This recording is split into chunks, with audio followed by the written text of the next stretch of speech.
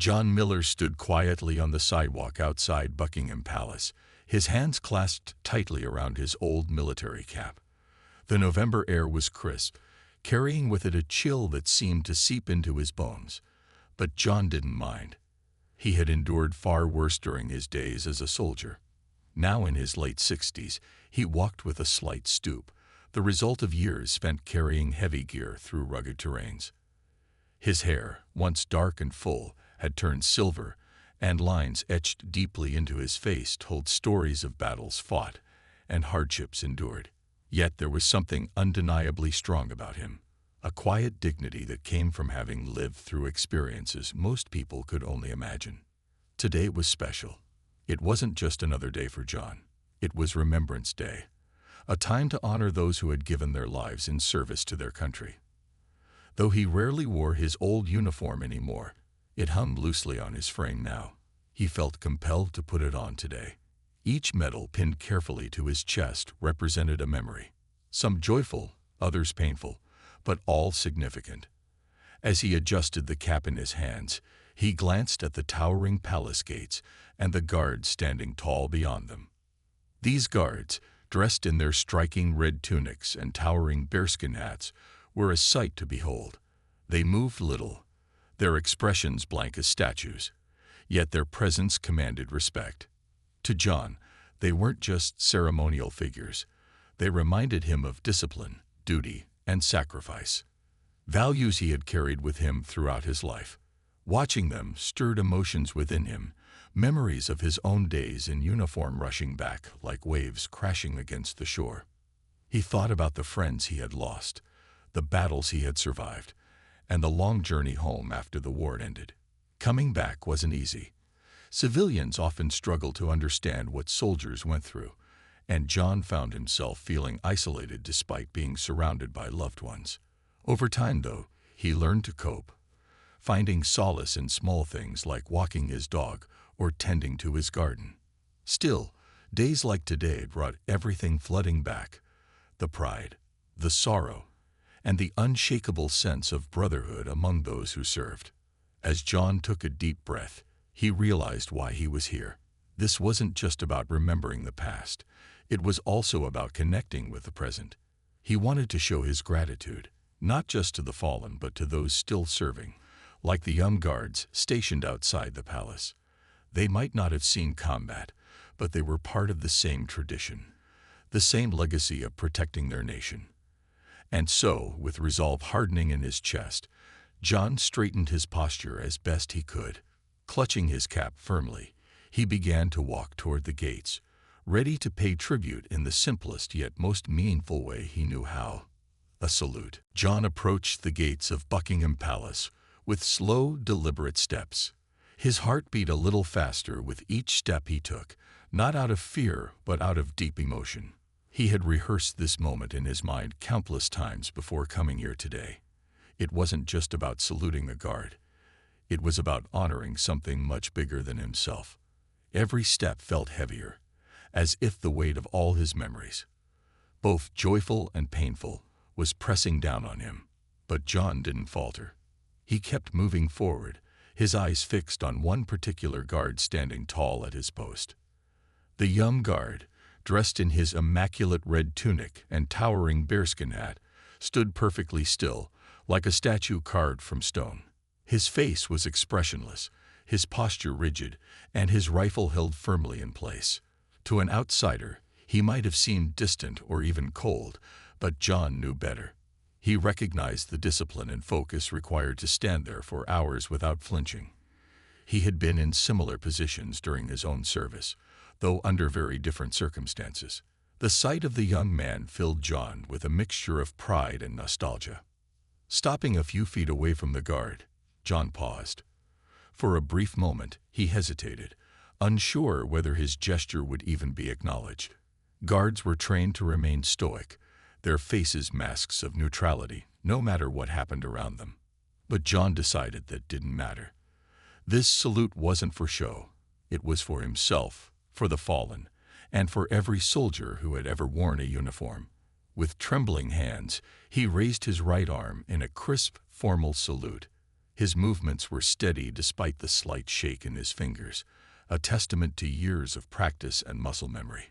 As his hand reached his temple, John's mind flashed back to the first time he had learned how to salute properly. He remembered the drill sergeant barking orders, the endless repetitions until his arm felt like it might fall off, and the pride he felt when he finally got it right. Back then, saluting was just another part of military protocol. Now, decades later, it meant so much more. It was a symbol of respect, gratitude, and unity, a way of saying thank you to everyone who had served before him and alongside him. For a split second, John thought he saw something change in the guard's demeanor. Though the young man's face remained impassive, there was a flicker in his eyes, an almost imperceptible shift that suggested he understood the significance of the moment. Perhaps it was the way John held his salute longer than necessary, pouring every ounce of sincerity into the gesture. Or maybe it was the medals gleaming on John's chest, silently speaking of battles fought and sacrifices made. Whatever it was, the connection between the two men was undeniable, even if it lasted only for a fleeting moment. The crowd around them seemed to fade into the background as John held his salute. People continued to mill about, snapping photos and chatting quietly, but none of that mattered to him now. All that existed in this moment was the bond between a seasoned veteran and a young guard, separated by decades yet united by a shared sense of duty. John lowered his arm slowly, his heart swelling with emotion. He hadn't expected anything in return. Guards weren't supposed to respond to civilians, but he couldn't help feeling a pang of curiosity. Would the young man acknowledge him, or would he remain frozen in place, adhering strictly to protocol? Little did John know, the next few moments would leave an indelible mark on everyone present, including himself. As John lowered his arm after the salute, he braced himself to step back and walk away. He had done what he came here to do, paid his respects in the most meaningful way he knew how. But just as he began to turn, something extraordinary happened. The guard, who had been standing motionless like a marble figure, suddenly moved. At first, it was so subtle that John thought he might be imagining it. The guard's rifle, which had been resting against his shoulder, shifted slightly as he adjusted his grip. Then, without warning, the young man took a small but deliberate step forward. The movement was slight, barely noticeable to anyone unfamiliar with the strict rules governing royal guards. But for those who understood the rigid protocols these soldiers followed, it was nothing short of astonishing. Guards were trained to remain statuesque, no matter what occurred around them. Whether it was tourists taking selfies, children waving enthusiastically, or even stray animals wandering too close.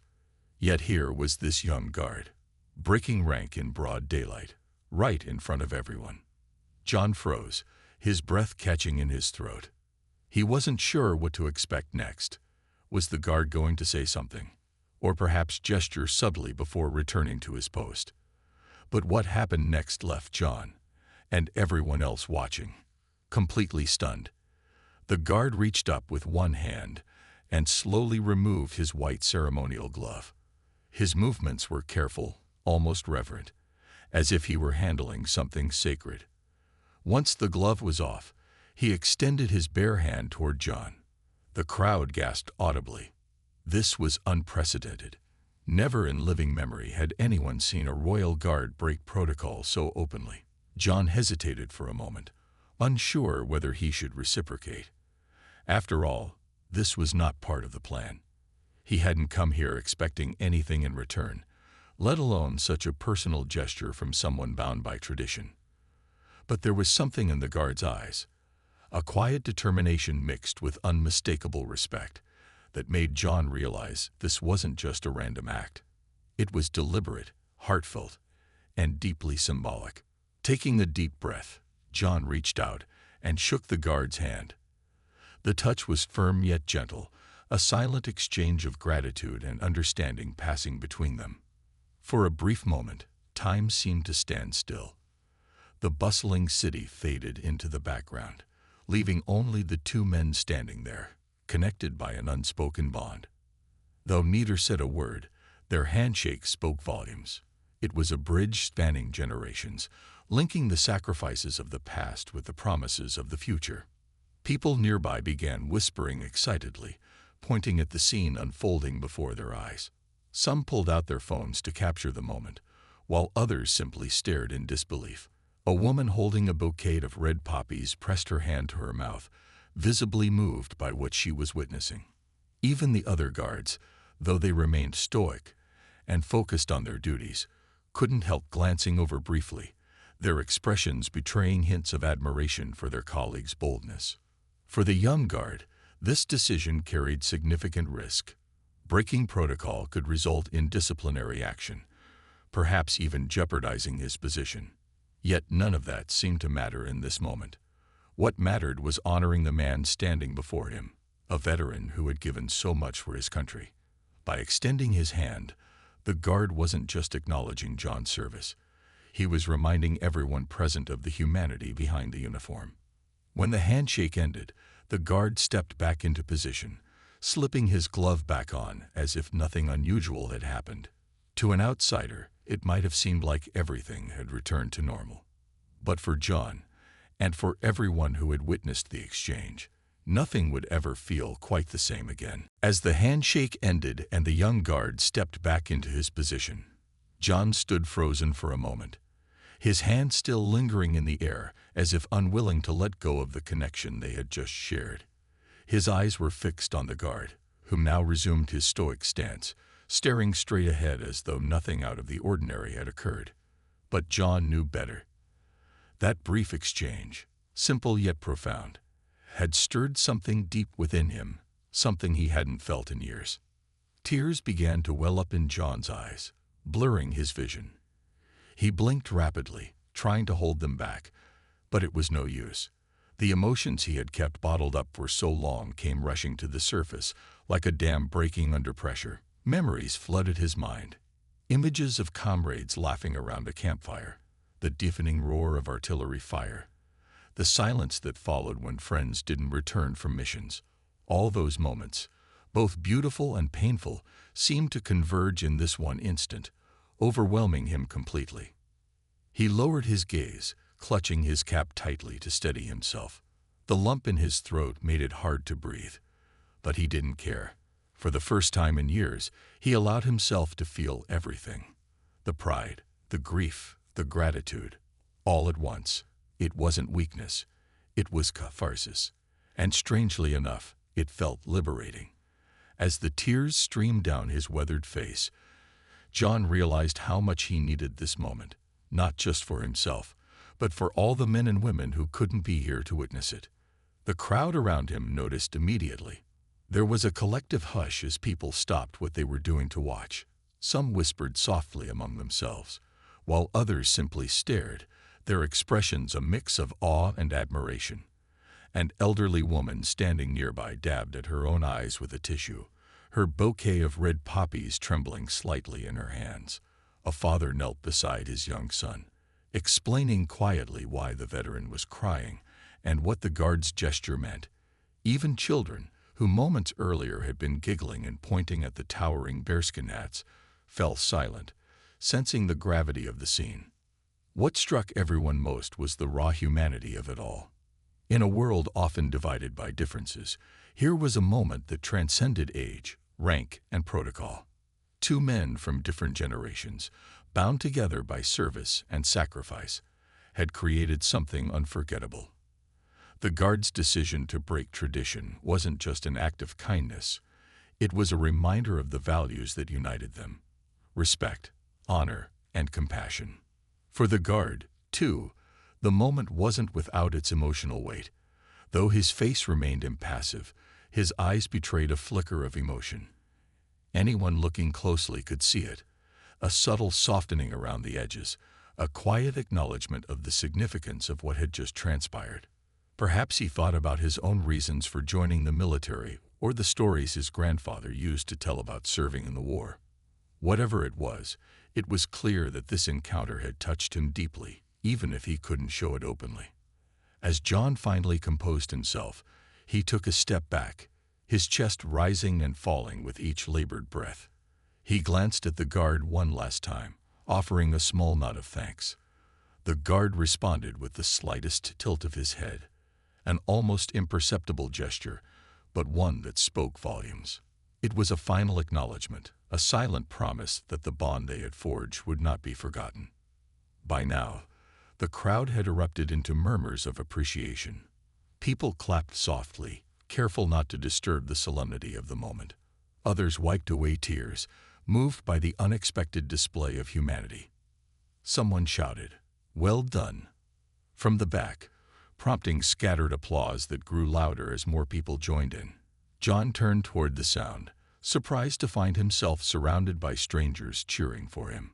It was humbling and overwhelming, but also deeply comforting.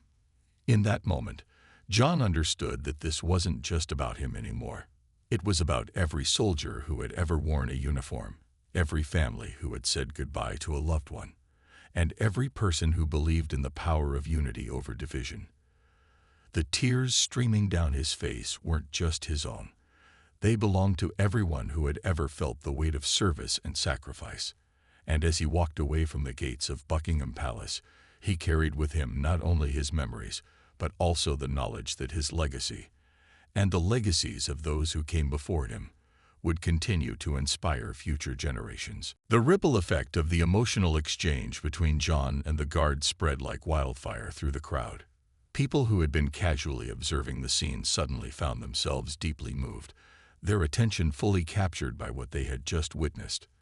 Phones were pulled out in an instant, cameras clicking and videos rolling as everyone tried to capture the moment before it passed.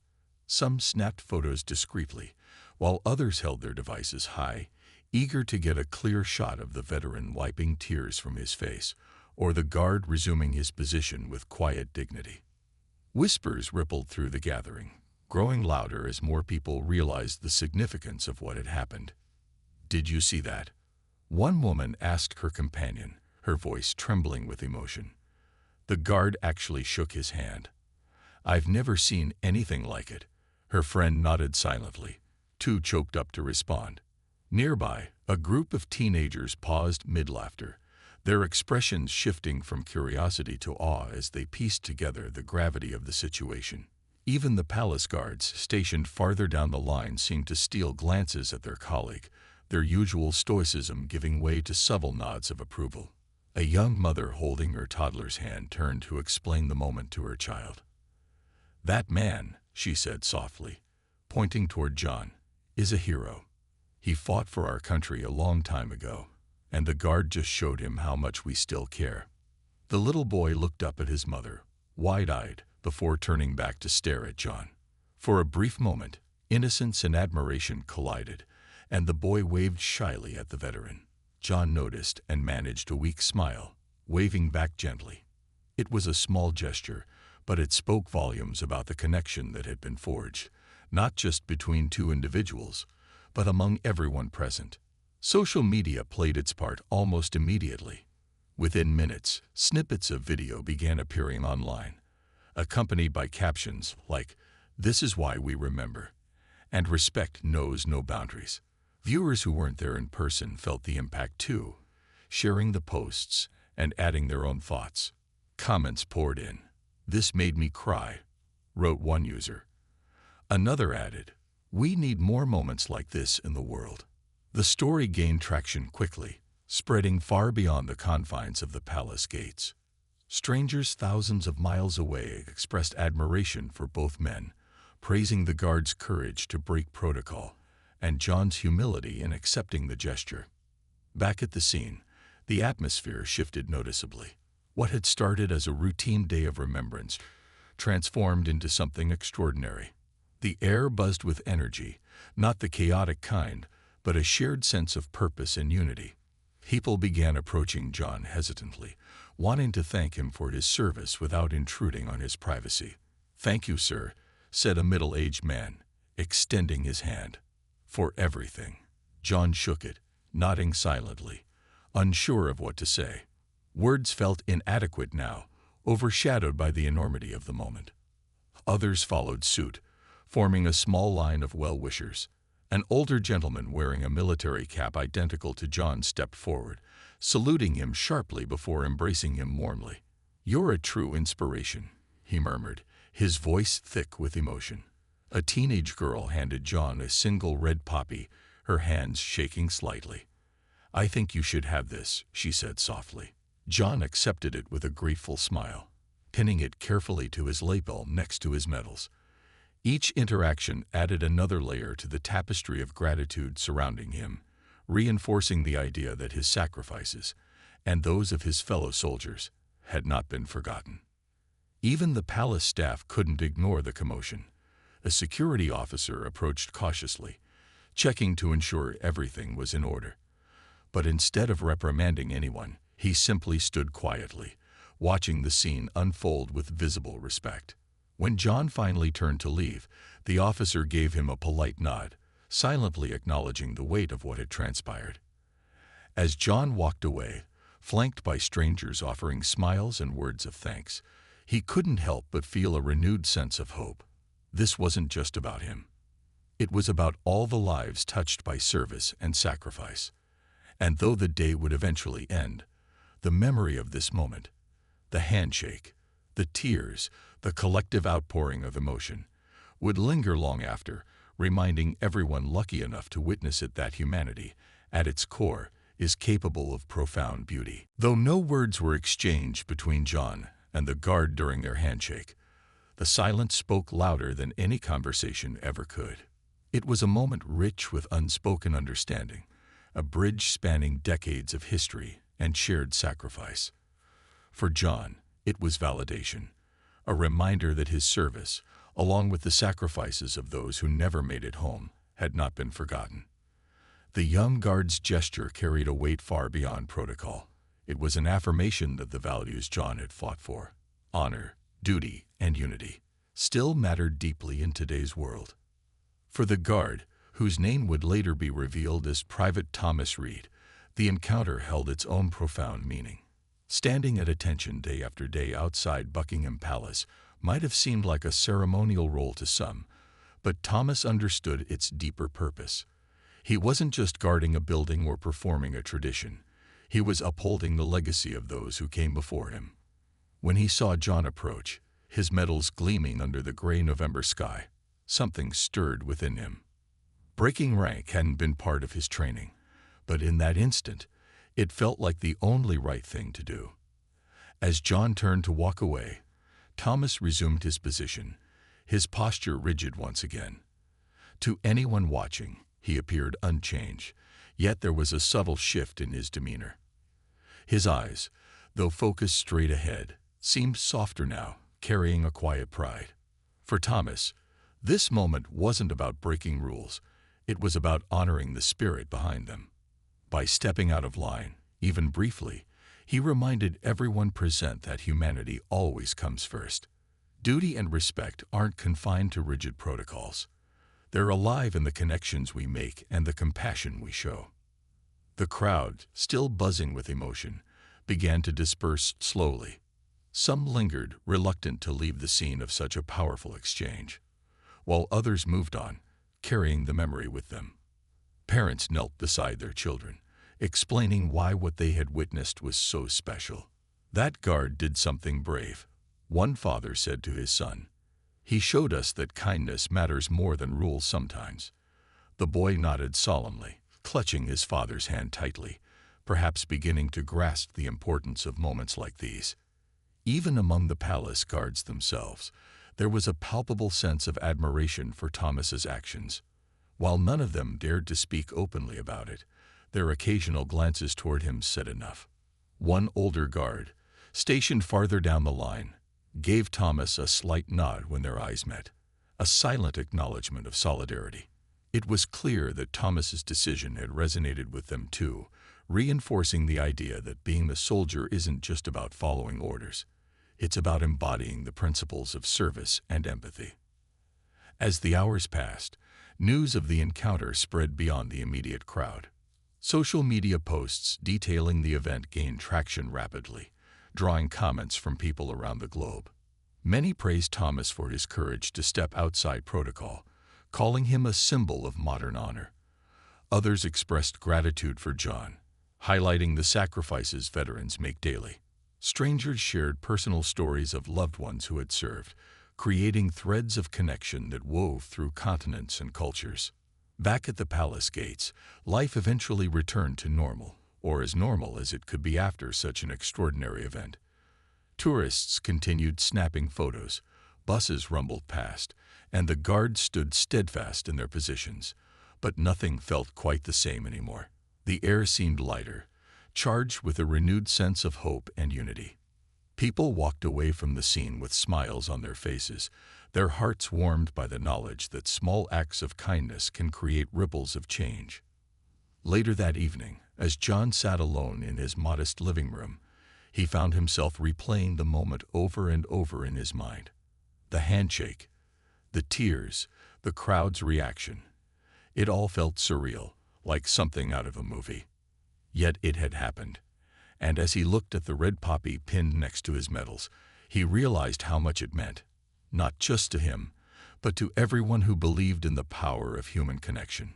In the days that followed, both John and Thomas would become symbols of something greater than themselves, proof that even in a world often divided by differences, moments of genuine compassion can bring people together in ways that defy explanation.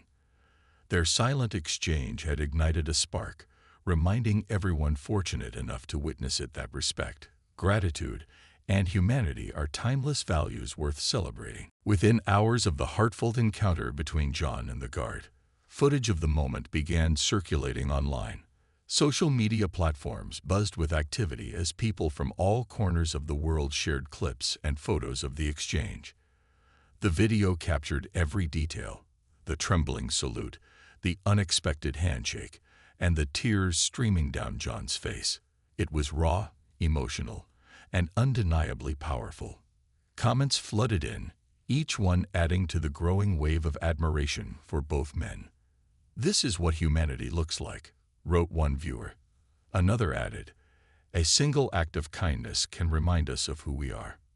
News outlets quickly picked up the story, dubbing it the salute that brought Britain to tears.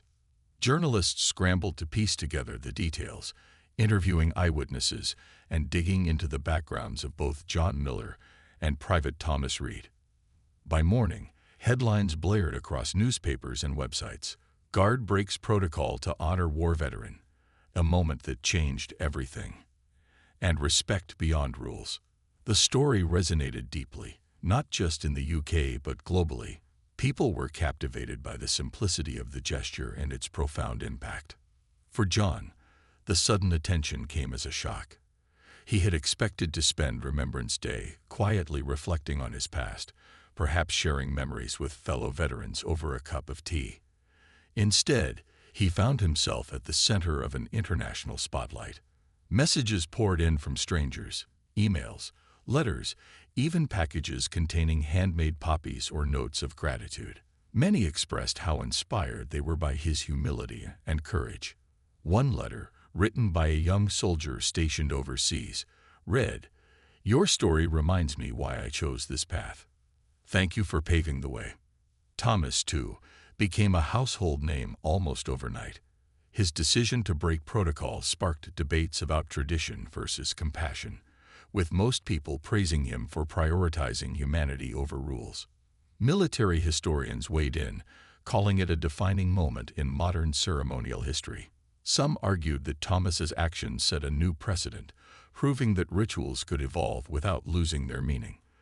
Others simply admired his bravery, noting that stepping out of line, even symbolically, required immense conviction. The public response wasn't limited to words alone. Inspired by the story, many young people expressed renewed interest in learning about military history and the sacrifices made by previous generations. Schools incorporated discussions about the event into their lessons, encouraging students to reflect on themes of service, sacrifice, and unity. A local museum dedicated to wartime history reported a surge in visitors, many of whom mentioned the viral video as their reason for coming. Even social media challenges emerge, with users posting pictures of themselves saluting alongside messages of thanks to veterans and active duty personnel. Amidst the whirlwind, John remained humble, When reporters approached him for interviews, he politely declined most requests, insisting he didn't want the focus to be on him. "It's not about me," he said during one rare interview. "It's about everyone who served, and those who didn't come back. If my salute helps people remember them, then I'm glad I did it." His words resonated deeply, further fueling the outpouring of support for veterans everywhere. Thomas, meanwhile, faced no repercussions for his actions. In fact, his commanding officers publicly commended him, stating that his decision embodied the true spirit of service. "Private Reed reminded us all why we wear these uniforms," one officer remarked during a press briefing. He honored the legacy of those who came before him while inspiring future generations. As days turned into weeks, the ripple effects of the encounter continued to spread. Community groups organized events to honor veterans, using the story as a catalyst for greater awareness and appreciation. Charitable donations to organizations supporting soldiers and their families surged, with many donors citing the viral moment as their inspiration. Even businesses joined in, offering discounts or special promotions to veterans in tribute to John's story. Through it all, John and Thomas remained connected, not through direct communication, but through the shared understanding of what they had created together. Their brief interaction had transpired into something far greater than either of them could have imagined. It wasn't just a salute or a handshake anymore. It was a beacon of hope, a reminder that even in divided times, acts of kindness and respect can unite us all.